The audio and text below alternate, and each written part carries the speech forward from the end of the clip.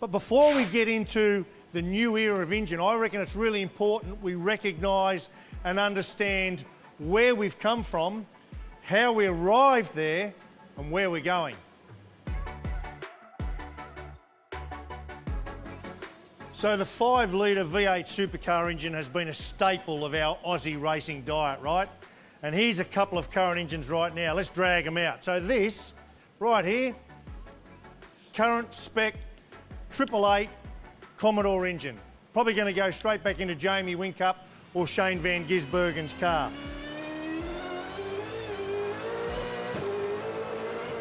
Beautiful piece. And here, Ford's current engine. This one, sitting out the front door, ready to be shipped. Probably going to Will Davison or Anton De Pasquale's car.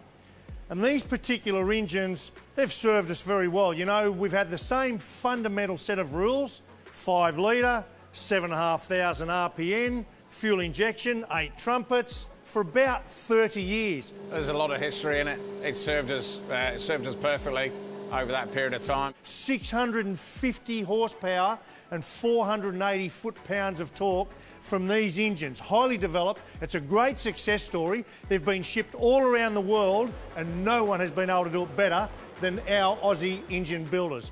These won't be retired as such, but what they will do is they'll flow down into Super 2 and Super 3 categories for the future.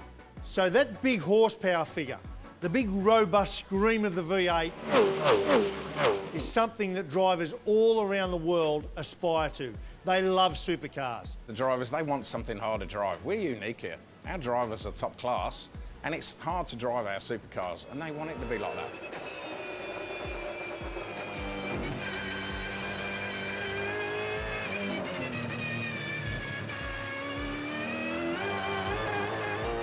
So it begs the question, doesn't it? Why wouldn't we then just leave these two highly developed engines as they are and slot them straight in to our Gen 3 supercar? It's a really good question, a fair question. Well, the answer is kind of twofold. One, relevance, market relevance. This has got more of the manufacturer DNA in it. This is more of what's in your road car, what's currently in the road car, what's in the Camaro, what's in the Ford Performance range.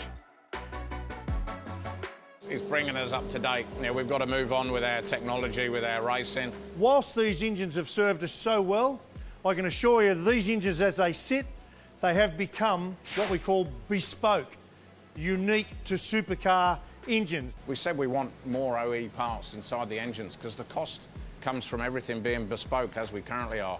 Now, the other thing when we talk relevance is just technology. Now, it's not that these current engines don't have great technology in them. They're quite sophisticated, quite modern.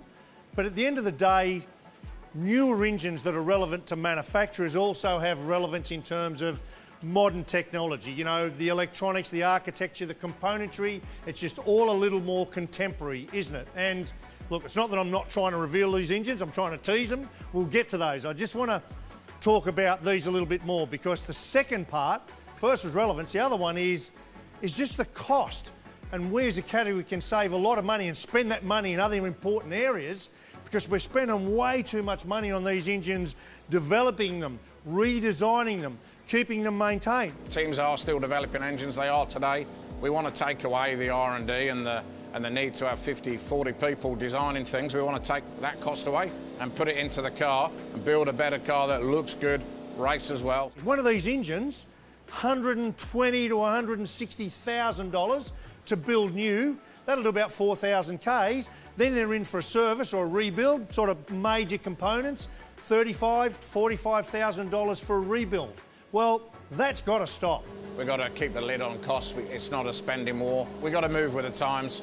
We've got to update the engines. We've got to give the team something that will go a little bit longer for a little bit less money.